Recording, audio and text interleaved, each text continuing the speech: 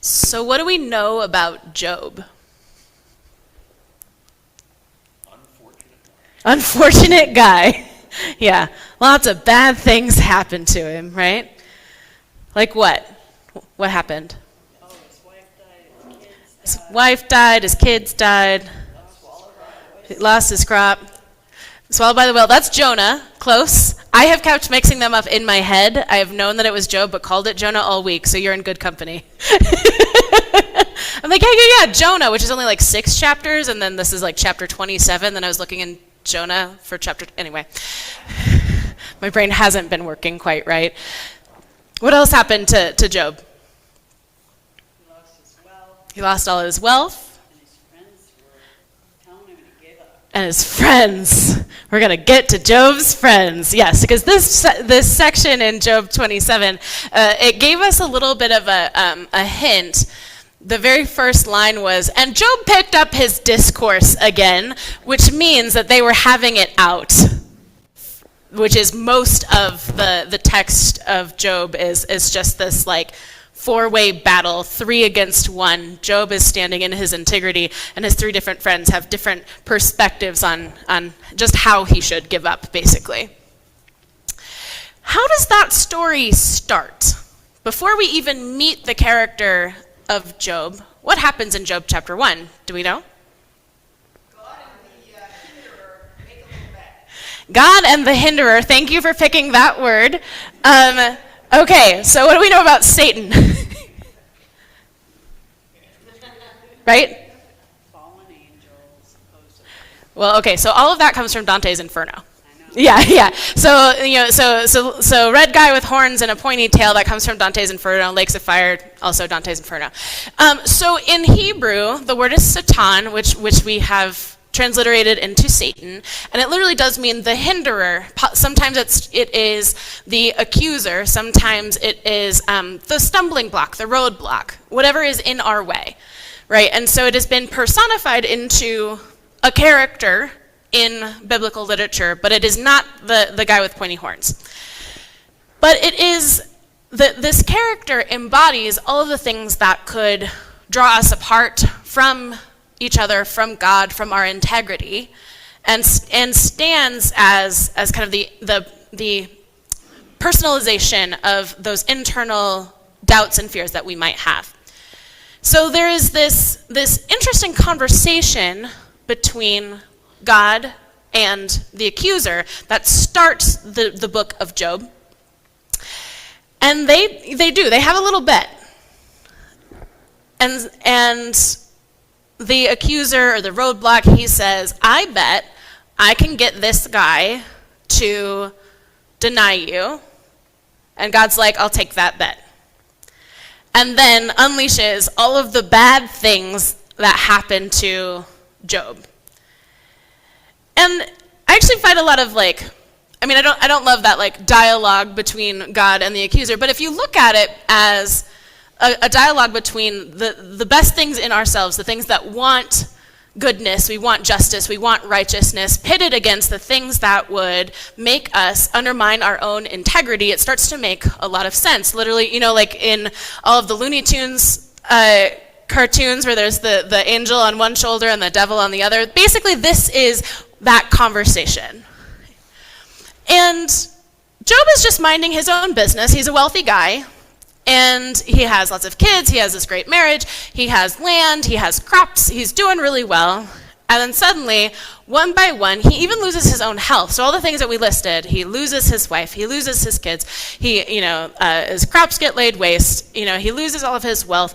And he also, just the tip of the iceberg, basically breaks out in a bunch of sores. Because, what could be, what would be the icing on just that crappy cake? You're all so sick and you itch.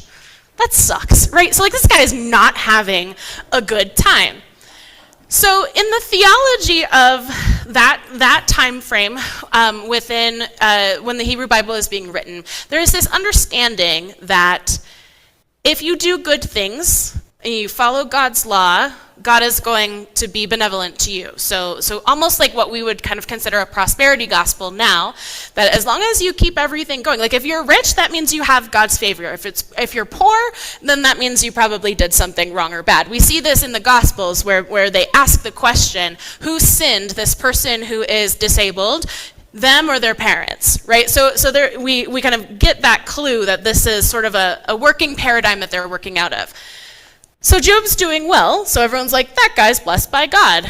Then suddenly, everything goes off the rails and his life is terrible. So he's got one of his friends who says, well, clearly, you did something bad. Because your life is really bad and God's got to be mad at you, right? So really like dig deep. What did you do to deserve this? Which is a question that lots of people who get hurt by individuals and systems, they get asked a whole lot, right? What did you do to deserve that? How did you contribute to the fact that these bad things are happening to you? And Job says, nothing. I was just living my life. I'm a righteous person. I've kept all of the commandments as best as I can. I've done what I needed to do. I'm faithful. I don't think I did anything to make God mad. And so he's got this one friend who's just like, well, evidence suggests otherwise. And he's like, no, nothing really, like I didn't do anything. And Job keeps his integrity, right? And then on the other side, Job's other friend says, why don't you just give up? Right? Like, you went from like top of the mountain to the depths of the valley. Like what do you even have to live for? Why don't you just curse God and die? And Job's like, no, that's not the answer either. And so he's caught between these two opposing views of like how he should handle the fact that his life is really, really challenging right now. And so that's when we get this speech where he says, I am not going to deny my own integrity. I have to be able to live with myself. I'm not going to say I didn't do that I did something that I didn't do, right? I'm not going to confess to something that I am not responsible for. So we're not doing that. But I am still a faithful person. I still believe that God is good. I still believe in God's presence in my life. And I'm not going to deny God either. Now, that doesn't mean that Job does what the Romans text does, which is honestly superhuman and kind of like not a great ask, which is celebrate when things are bad, right? Like, yeah, like you're going through trials. This will just make you stronger. Yeah, like, okay. Because a significant portion of Job is also Job going toe-to-toe with God and being like, what the heck? And having it out, being like, what did I do to deserve this? I didn't do anything, and you're just like randomly turning on me. And there's whole chapters worth of him like having it out with God. And so it's not like he's just like handling all of this with equanimity, right? He is grieving, he's angry, he's lost everything. And so we're not asking anybody to spiritually bypass or just pretend that all these things are okay. They're not. Job is like deeply in pain, but he's not going to let his pain take him out of his integrity. He's still, even in pain, knows what his core values are and how he is going to move through the world even when things are difficult. And God's answer is lacking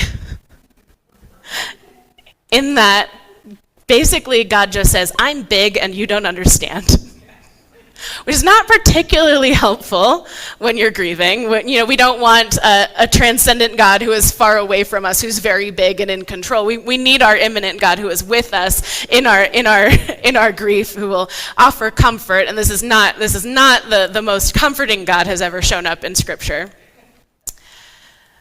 But how does the story end?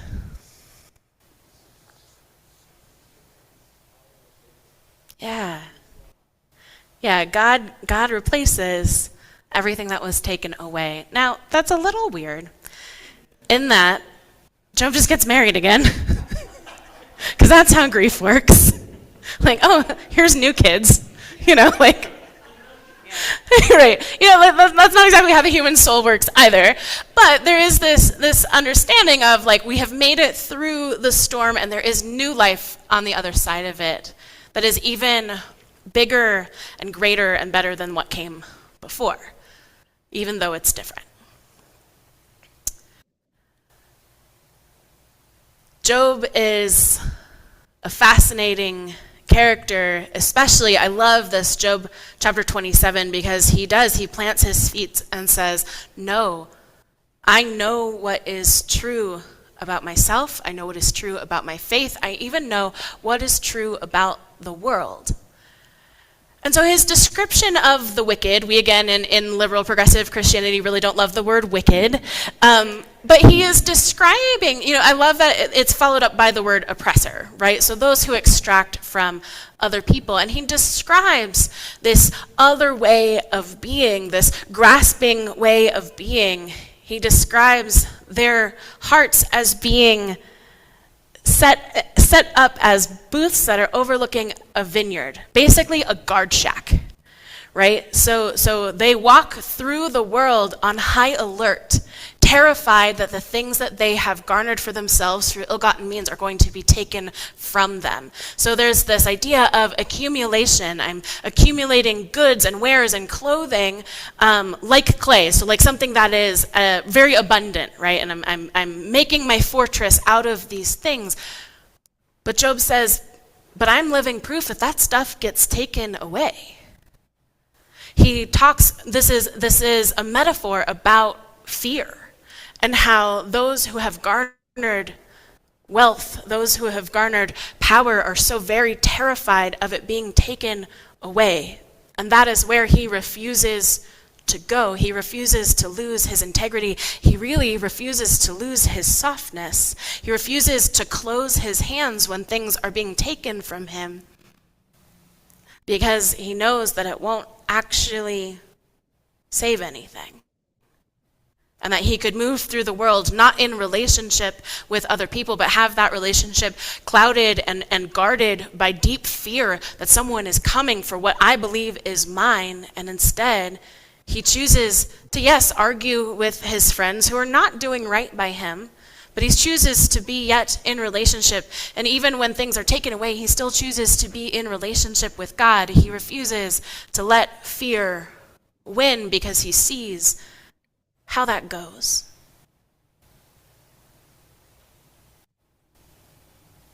There is a quotation from Eleanor Roosevelt that has been ringing in my ears for the last, 11 days or so. And it is, you don't know, it's specifically gendered, you don't know how strong a woman is. A woman is like a tea bag. You don't know how strong it is until you get her in hot water.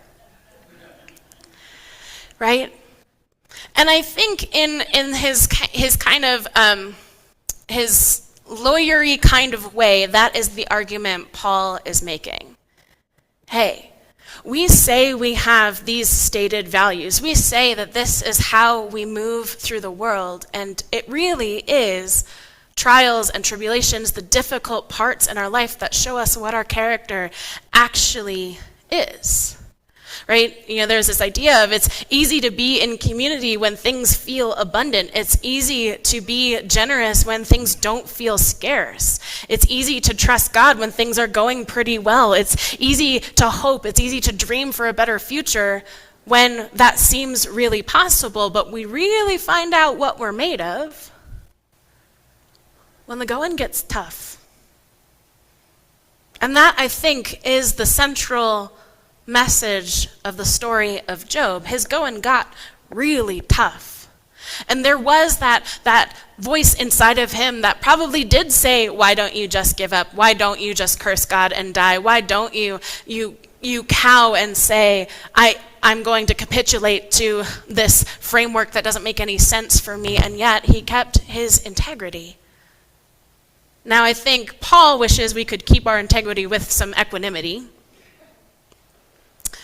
Okay, I guess, that's like spiritual Olympic gold medal lifting, right? Like I'm not quite there yet. I need my chance to rage and to scream and to move that anger that is within me.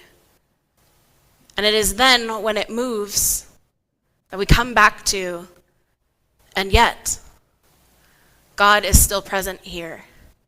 And yet, life is still worth living. And yet, there is abundance, even if I can't close my hands around it. There is enough for everyone. And yet, and yet, and yet. And in that Romans text, we have the translation shifts depending on which version. So you may know it as perseverance. So perseverance, character, and then hope. The one that we use today is endurance, character, and hope. You may not know this, but I am a runner. I don't look like it. And yet, it is all about endurance. And a lot of times, it's a mind game, right? Where if you can get past the switch from anaerobic, so using basically the oxygen you have stored in your muscles, which is when after you've jogged a little bit, you get out of breath pretty quickly. If you can push past that and get into aerobic exercise, where you're using the oxygen that you take in, you can go a lot farther than you think, even if you're in a body that looks like mine. This is not a sprint, friends. This is a marathon, right?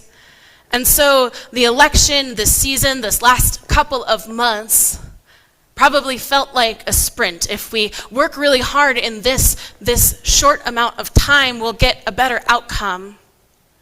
But this is the point where we have to learn to breathe when it's difficult and keep running that race to completion, to use another phrase of Paul's. This is an endurance time. This is a Job time. Things feel like they've been taken away, that there is not a lot of hope, maybe. And if you need to stand toe-to-toe with God and have it out, that's okay. That's what prayer's for. God's big enough to hear it and handle it. And also, it's instructive for how we show up for each other. Job's friends are a lesson in what not to do. So you don't say, well, just work harder. You clearly, you didn't do something right? So fix yourself in a broken system. It is not a sign of health to be habituated to a broken system. But then you've got his other friend who's like, yeah, just give up. We can't do that either. So we stand with Job saying, where is my integrity? Who am I? How strong can I be in this moment? My rage doesn't change it. My grief doesn't mean I don't have those core values intact. And we return to what we know to be true about ourselves, that is true irrespective of who is president. That we are a sanctuary, that we are a place that keeps opening our doors for those that this society has forgotten or demonized. That even when it's hard, we know how to double down into who we are and what we're about. And maybe, I don't know if I can pull out the celebration piece in that Romans 5. But at least it's clarifying. When the going gets tough, the tough get going. But we've already been going and it's already been tough. And so we stand in our integrity. We keep on keeping on, being who we are in the world because it is important. It's important that we are here on this corner. It is important that we open our doors the way that we do. It is important that we live out our values, that we foster and cultivate here out in the world. It's important. You are important. And so thank you for showing up, even when it's hard. Even when it might be easier to say, you know what, forget this, I'm out. Even when it might be easier to hide. you've chosen to be here, to be held in sanctuary and to create sanctuary for all those who are seeking it. And I couldn't be more grateful to be doing it with you. Amen.